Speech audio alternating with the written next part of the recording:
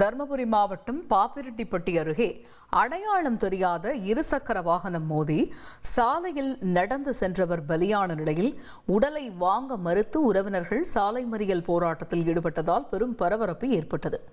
கூடுதல் விவரங்களுடன் இணைகிறார் செய்தியாளர் மோகன்ராஜ். இந்த சம்பவம் பற்றிய முழு விவரங்கள் என்ன மோகன், விவரிங்க. வணக்கம். தருமபுரி மாவட்டம் பாப்பிரெட்டிப்பட்டி அருகே உள்ள பூனியானூர் கிராமத்தைச் சேர்ந்தவர் அண்ணாதுரை. இவருக்கு திருமணமாகி மாரியம்மாள் என்கின்ற மனைவியும் 2 மகன்களும் உள்ளனர். இவர் சேலத்தில் உள்ள தனியார் பெட்ரோல் பங்கில் மேனேஜராக பணியாற்றி வந்துள்ளார். இந்த நிலையில் இன்று அதிகாலை வழக்கம் போல் பணிக்காக சேலம் செல்வதற்கு பூனியானூரில் இருந்து வெங்கடசமுத்திரம் 4 ரோடு தொலைவிற்கு பகுதிக்கு நடந்து சென்றுள்ளார். அப்போது அவ்வழியாக அடையாளம் தெரியாத இருசக்கரம் வாகனம் அண்ணாதுரையின் மீது மோதியதில் தூக்கி வீசப்பட்ட அவர் தலை மற்றும் உடல் பகுதியில் பலத்த காயம் ஏற்பட்டு ரத்த வெள்ளத்தில் சாலையில் இறந்து கிடந்துள்ளார். சிறிது நேரம் கழித்து அவ்வழியாக வந்தவர்கள் அவரின் உடலை மீட்டு பாப்பிரெட்டிப்பட்டி அரசு மருத்துவமனைக்கு அனுப்பி வைத்தனர். மேலும் அங்கு சென்ற இருந்த நபரின் உறவினர்கள் விபத்துக்கு காரணமான நபரை கைது செய்ய கோரி காவல்துறையினரிடத்தில் கோரிக்கை வைத்திருந்தனர்.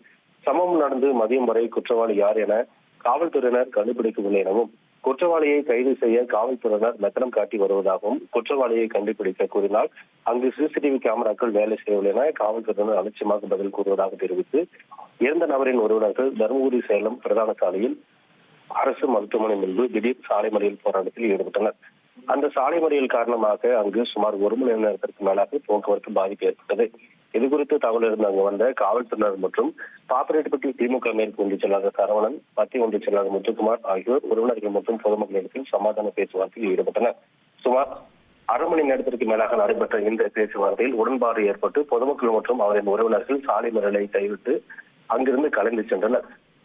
இதன் காரணமாக அப்பகுதியில் பெரும் போக்குவரத்து பாதிப்பு ஏற்பட்டது. மேலும் வெங்கடசமுத்திரம் 4 ரோடு பகுதியில் அமைந்துள்ள அரசு மதுபான கடையால் மதுப்பிரியர்கள் சாலையோரம் அமர்ந்து மது அருந்துவதன் காரணமாகவும், சாலையில் சுற்றித் திரிவதன் காரணமாகவும் அடிக்கடி இது போன்ற விபத்துகள் ஏற்படுகின்றன எனவும், ஆகையால் அரசு மதுபான கடையை அங்கிருந்து அப்புறப்படுத்த கோரியும் சிசிடிவி கேமராக்கள் புதிதாக பொருத்தப்பட வேண்டும் எனவும், மதிப்பிரியர்களால் இதற்கு முன்பு 5க்கும் மேற்பட்ட விபத்துகள் ஏற்பட்டுள்ளதாகவும், ஆகையால் இது போன்ற விபத்துகளை தடுக்க அரசு உரிய நடவடிக்கை எடுக்க வேண்டும் என பாதிக்கப்பட்ட உறவினர்கள் மற்றும் பொதுமக்கள் கோரிக்கை விடுத்துள்ளனர். தகவல்களுக்கு நன்றி மோகன்ராஜ்.